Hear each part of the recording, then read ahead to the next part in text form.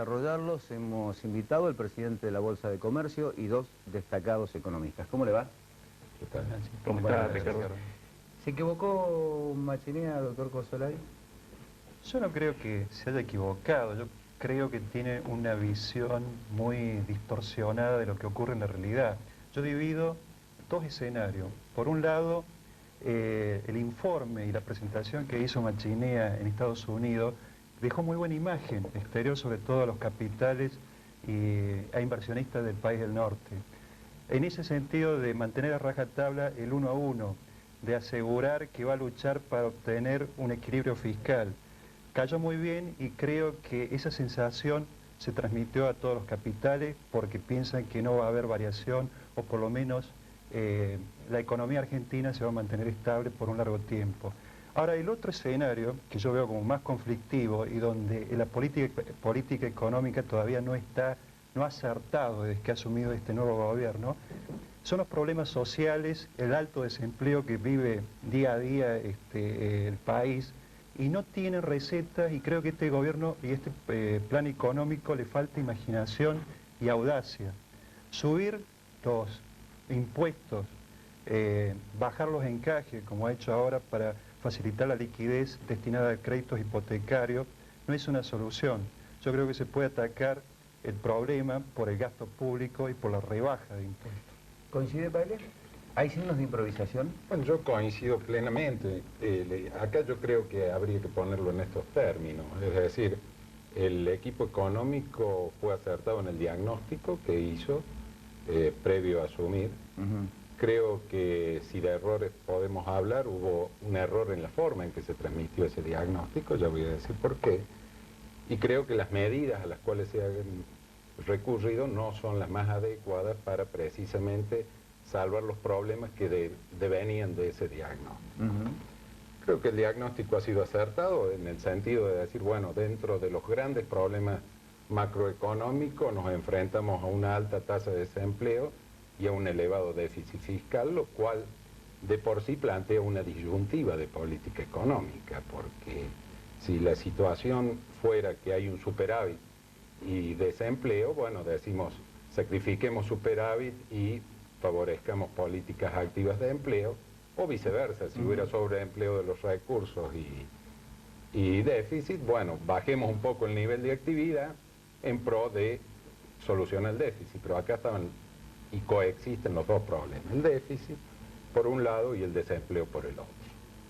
¿Por qué digo que hubo un error en la comunicación? Porque la forma en que fue comunicado este diagnóstico fue en el sentido de lo catastrófico, de lo mal que estaba la economía, de la herencia que se estaba recibiendo, lo cual ha resentido indudablemente una línea muy delgada que es la que separa el optimismo del pesimismo, que hace a las expectativas que son fundamentales en materia económica. ¿La herencia cree que condicionó las decisiones? Yo creo que la herencia tal cual como fue planteado, más que condicionar las decisiones, hizo tomar algún tipo de medidas en pro de reducir el déficit por un lado, pero tampoco afectar aún más el desempleo, con resultados que hasta ahora creo que no son positivos ni lo van a ser en el mediano y largo plazo. ¿Viano cree que se están esgrimiendo excusas porque no se encuentra el rumbo? ¿O se están tomando medidas tipo parche económico porque no se encuentra un rumbo definido en la economía? Digamos previamente, siguiendo el hilo de los economistas anteriores, que al gobierno de la Alianza le tocó padecer de entrada el síndrome de su pasado, de la de la desconfianza que ellos pensaban que los mercados podían tener en un gobierno que se retiró en un proceso de hiperinflación. Y por lo tanto creyeron, quizás con buenas razones, que tenían que mostrar una imagen y una fortaleza muy grande en orden a que el equilibrio fiscal era el desiderato. Obviamente que lo mejor, el error fue no haber considerado que había pasado mucha agua bajo los puentes en los últimos 11 años, y además que en la sociedad contributiva del país ya había un cierto agotamiento. Por esto de que siempre son o somos los mismos los que debemos aportar al fisco, y hay esa gran masa de evasión, que es uno de los grandes déficits, que sigue en su jolgorio permanente. De esta manera, creo que el gobierno va a tener que analizar seriamente que hay un límite a la presión y que va a tener que trabajar fundamentalmente en el control de la evasión y la reducción del gasto, obviamente. Ahora, está bien, gasto, reducción de la evasión, impuestazo, digo, el gobierno no previó el impacto que iba a tener el impuestazo y en última instancia, si lo previó y no supo contemplarlo, ¿no hubo imaginación? ¿Por qué se dio marcha atrás, por ejemplo, en gravámenes, como se habían anunciado en un primer momento, a las ganancias de las empresas que se hicieron, que manejaron las privatizaciones, o que son titulares de las privatizaciones, o las ganancias a los sectores especulativos, como se habló en un determinado momento, la ganancia bursátil, que le puede tocar a Viano en este caso discrepar en el tema, las transferencias de las sociedades? ¿Por qué no se utilizaron otros recursos para digamos, contrarrestar lo que decía Viano? Se aplicó sobre la gente que ya paga. Yo creo que, a lo mejor coinciden o no conmigo los panelistas, el hecho de que el sector público el sector privado ya hizo el ajuste, el esfuerzo. El gran problema que tiene hoy el país es la falta de competitividad. Si el ministro ha anunciado prácticamente mantener el 1 a 1, debemos reducir costos. Y esa reducción de costos pasa por los salarios, aunque a veces cueste decir que hay que bajar los salarios nominales. El sector privado lo ha hecho, medianamente lo ha hecho. El sector público es el gran deudor, digamos, o que tiene una asignatura pendiente en este sentido. Y cuando hablamos de bajar los salarios, no nos referimos al empleado que gana 500 pesos, 600 pesos, nos referimos a estratos y niveles de gobierno más altos. Si uno toma la sumatoria de todos los concejales, intendentes, diputados provinciales, gobernadores provinciales y nacionales, miembros del Poder Ejecutivo, funcionarios, etcétera, va a tener una gran suma que hace al gasto público.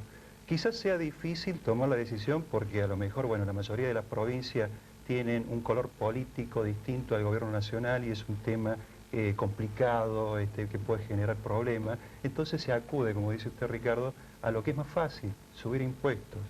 Es la medida que está más a mano y yo creo que este gobierno, desbordado por la situación, tuvo esa imprevisión y recurrió a lo que es más fácil, elevar la presión fiscal. Es decir, la reducción de gastos se puede hacer todavía entonces.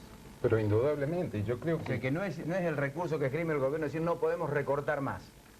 No, indudablemente que acá hay que hacer un análisis global de la problemática, Ricardo, en el sentido de que si no se reformula la política de gasto y la política tributaria, pero reformularla no con parches, es decir, con medidas que prácticamente produzcan un giro copernicano en lo que es la concepción del presupuesto, y vamos a estar cada vez más complicados desde el punto de vista macroeconómico, porque indudablemente, y lo que señalaba acá Viano creo que es muy importante, hubo una preocupación del gobierno en el sentido de decir, bueno, vamos a transmitir señales de confianza porque hay un pasado que nos condena. Claro, pero esas señales, Héctor, pero no la economía, no aparte han dado soluciones. Ese es el problema.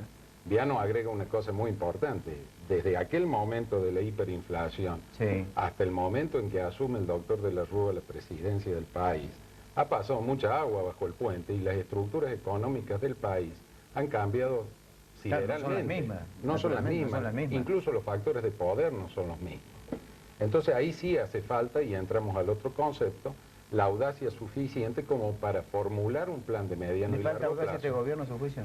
Al menos no lo ha demostrado hasta ahora. Yo ya lo hemos comentado, creo, en este mismo programa, que quiero pensar que estamos transitando y con poco espacio de vida un periodo en el cual se hicieron algunos ajustes de emergencia para después desembocar en un verdadero plan económico que defina las pautas hacia el mediano y largo plazo.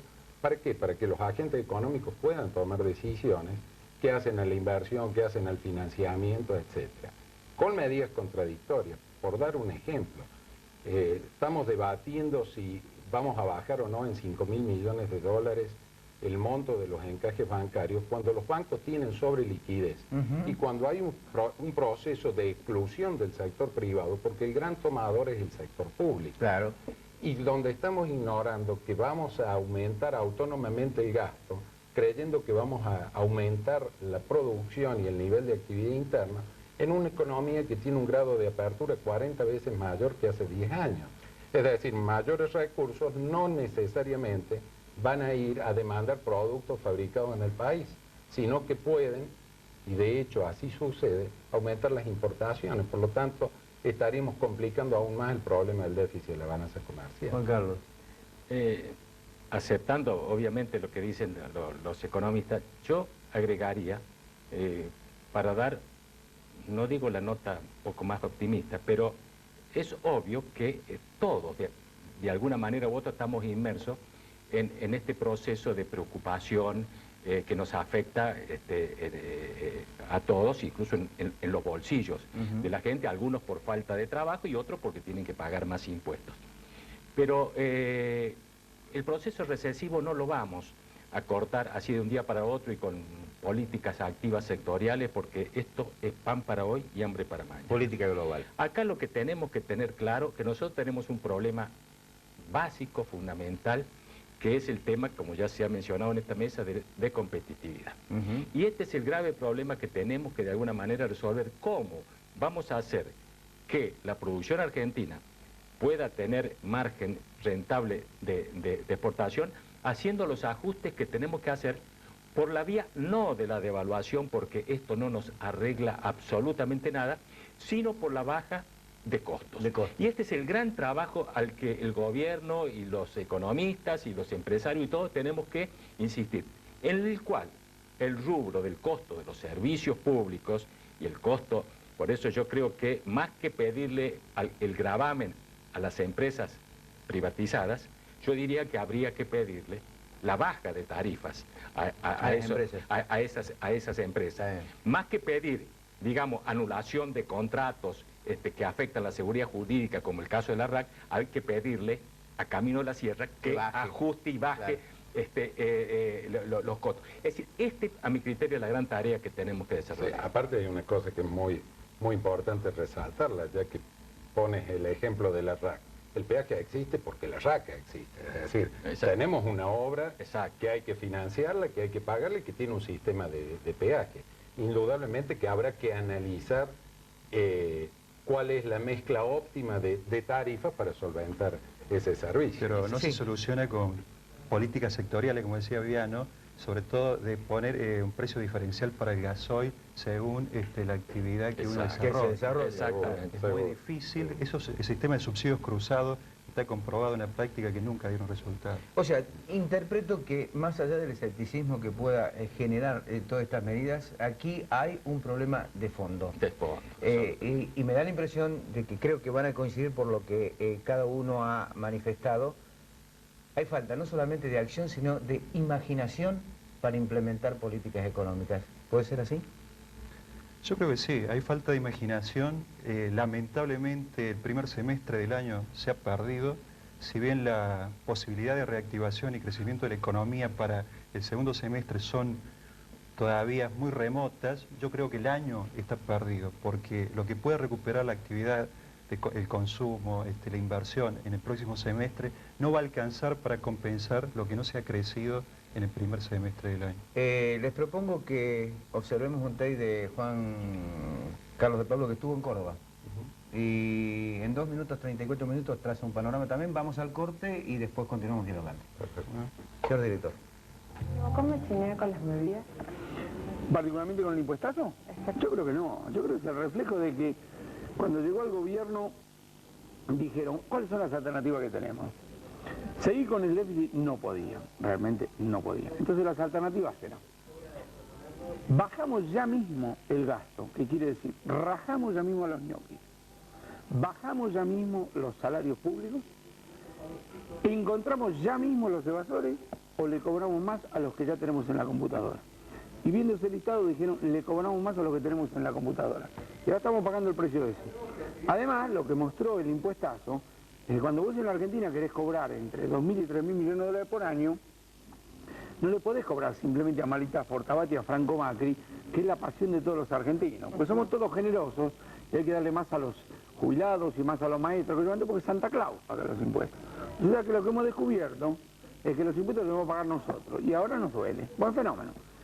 Esto no termina acá. Las peleas fiscales nunca terminan.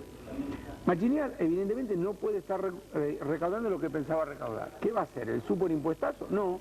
Ahora no va a tener más remedio que hacer lo que el gobierno del cual forma parte el 10 de diciembre no quiso hacer. Va a tener que empezar a rajar los ñoquis, cambiar las funciones, hablar con las provincias y no sé cuánta cosa más. ¿Se puede decir que subieron el gobierno sin un plan político-económico claro? Mira, más que la idea de plan, subieron con una prioridad muy clara que era la prioridad fiscal, que es obvia, digamos así. Probablemente lo que yo le diría al gobierno, más que al equipo económico, al gobierno, es que lo que no saben es explicar qué es lo que quiere hacer. Y consecuentemente, la impresión que quedó es que la política económica es el puro impuestazo. El impuestazo es un costo, es como si tu mamá vos te dijera que lo único que hay que hacer en la vida es lavar los platos, tener la ropa lista, tener los deberes hechos, sacarse buena nota, y vos decís, ¿pero para qué? Y para sacarse buena nota y tener la ropa lista y seguir lavando los platos.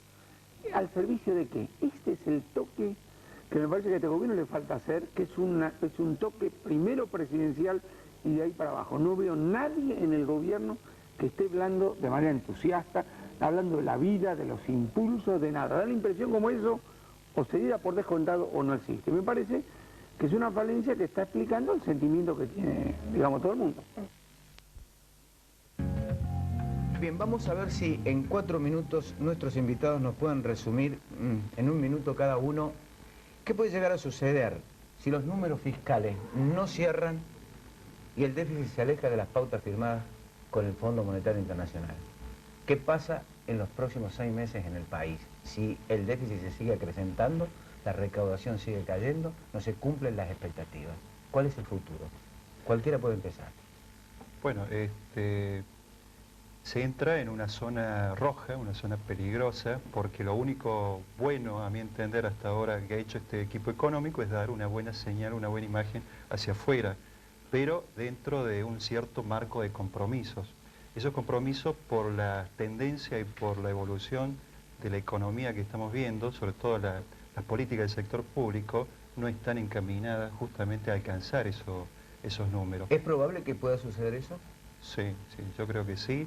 Y este gobierno parece, o este equipo económico parece no haberse curado de espanto luego de haber tenido una salida como la que ocurrió en 1989. Bueno, están jugando nuevamente con fuego. Estas políticas de reducir encaje, fíjese la contradicción, reducen encaje bancario para crear liquidez en el mercado de créditos hipotecarios, pero por otro lado hay liquidez para el sector empresa. Exacto. No hay una política global y se está jugando de manera muy improvisada y con falta de imaginación. ¿Víctor? Bueno, yo creo que apostando al optimismo, como dice Juan Carlos, reitero, quiero pensar que estamos en la transición hacia un programa económico que va a ver la luz en los próximos 60 días. El escenario que usted plantea y de darse esas condiciones, sumado a otros riesgos externos y que nuestra economía, a los cuales nuestra economía es muy dependiente, indudablemente que estaríamos en una situación de crisis muy difícil.